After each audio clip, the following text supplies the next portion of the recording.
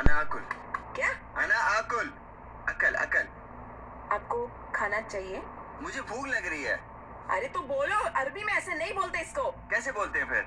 अना जुआन, मैं भूखा हूँ। और अगर तुम्हें भूख लगे पढ़ो तो पहले, पढ़ के दिखाओ मुझे। अना जुआन। जुआन नहीं होता, जुआन नहीं है वो। हाँ। जुआन। अना जुआन। आइन की आवाज निकालो। अना जुआन। यस। और तुम्हें भूख लगी होगी, तुम क्या बोलोगी? लड़की। हाँ। अना जुआना। अना जुआना। ओके।